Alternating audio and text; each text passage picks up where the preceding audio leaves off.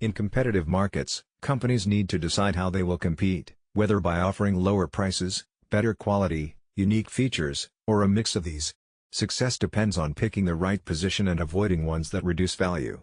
Bowman's strategic clock is a tool that helps businesses understand the link between price and perceived value and how that influences their strategy. Created by Cliff Bowman, this model builds on earlier ideas like Porter's generic strategies but gives a more detailed look at different strategic options. By considering both price and value, companies can find winning strategies and avoid failures in their specific market. In this presentation, we'll explore the framework thoroughly, look at how it works in practice, see real examples, discuss its strengths and weaknesses, and understand its role in today's strategic management. The image of clocks behind a thoughtful person reflects the idea of timing and strategic thinking, showing how important it is to carefully consider your competitive position over time. Bowman's strategic clock is a tool that helps us understand different ways companies position themselves in the market by looking at two key factors: price and the value customers think they're getting. Customers usually decide if they want to buy something by weighing how much it costs against how valuable it seems to them. This framework shows that businesses can find a competitive edge by balancing this trade-off well. Unlike simpler strategies that might only focus on price or quality, Bowman's clock highlights that a company can differentiate itself even at various price points, and that it's possible to mix cost and differentiation strategies. It also warns that not all positions a company might take are sustainable over time, making it important to choose strategies carefully. The chart illustrates 8 possible positions, ranging from low price and low value, through hybrid and differentiation strategies, to high price areas that might be risky or lead to losing market share if value doesn't match the cost.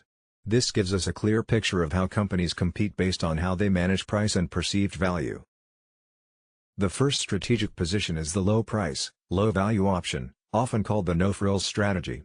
This focuses on offering very basic products or services at the lowest price possible, with little to no extra features or differentiation. Companies using this approach rely on standardized products, minimal service, and high operational efficiency. However, the downside is that margins are usually very thin, and these businesses are vulnerable to competitors who might lower their prices even more. The second position is a low-price strategy where a firm offers similar value to competitors but at a lower price by maintaining cost leadership. This requires selling large volumes, benefiting from economies of scale, and tightly controlling costs to keep prices low. Success here depends on sustaining these cost advantages throughout the value chain. The third is a hybrid strategy that combines low price with some differentiation. This means offering better perceived value at a competitive price by balancing efficiency and selected features. This approach has grown in popularity in highly competitive markets because it appeals to customers looking for a good balance between cost and quality. Finally, the differentiation strategy involves providing products or services with higher perceived value that justify charging a higher price. This means focusing on unique features, quality, or branding that set the offering apart from others in the market. Each of these positions reflects a different way companies can compete by balancing price and value. There are several key sources that businesses use to differentiate themselves, including brand strength, design and quality, technology, and customer experience. Focused differentiation targets specific niche markets where customers are willing to pay premium prices for unique or superior value. This approach typically involves a strong brand identity, emotional or symbolic value, and a limited customer base. On the other hand, increasing prices without improving perceived value is a risky strategy that often leads to customer dissatisfaction and loss of competitiveness. Charging higher prices without delivering matching value is usually only sustainable in monopolistic or protected markets but carries risks such as regulatory intervention or new competitors entering the market. A position with low value at standard prices signals declining competitiveness and often foreshadows strategic failure. Bowman's strategic clock provides practical tools for businesses, especially by helping them analyze their current strategic position relative to competitors, enabling better decision-making and shaping their competitive approach. Understanding competitors' strategies helps businesses see how crowded the market is and where they might stand out. The model makes it clear that some competitive positions just won't work, so companies need to make disciplined choices about where to focus. It also guides pricing decisions, ensuring prices reflect the value customers actually perceive.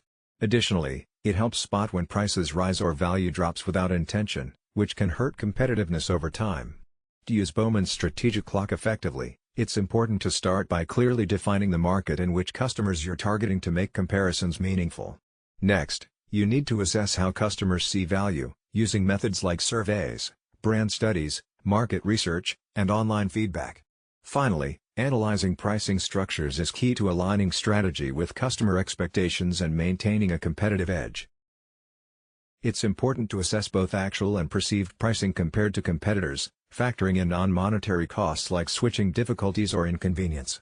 Once you've gathered this data, you map competitors on the clock based on their price and value offerings.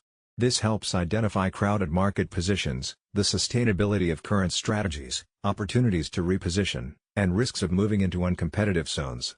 For example, in retail, discount stores focus on low-price or no-frills strategies, mid-market brands use hybrid approaches, and premium fashion brands aim for focused differentiation. This framework explains why mid-market retailers often face the most pressure. In the airline industry, low-cost carriers use low-price strategies, full-service airlines use differentiation, and airlines raising prices without service improvements tend to lose market share.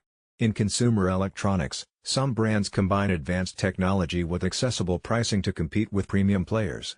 This method allows businesses across industries, including higher education, to analyze their strategic position and make informed decisions. Elite institutions typically follow a focused differentiation strategy, targeting niche segments that value premium offerings, while mass providers tend to adopt hybrid or low-price models to attract a broader market. It's important to note that institutions that raise fees without enhancing the perceived value risk seeing a decline in applications. Bowman's strategic clock offers several advantages. It clearly links price, value, and customer perception, providing a more nuanced set of strategic options than the traditional cost versus differentiation models.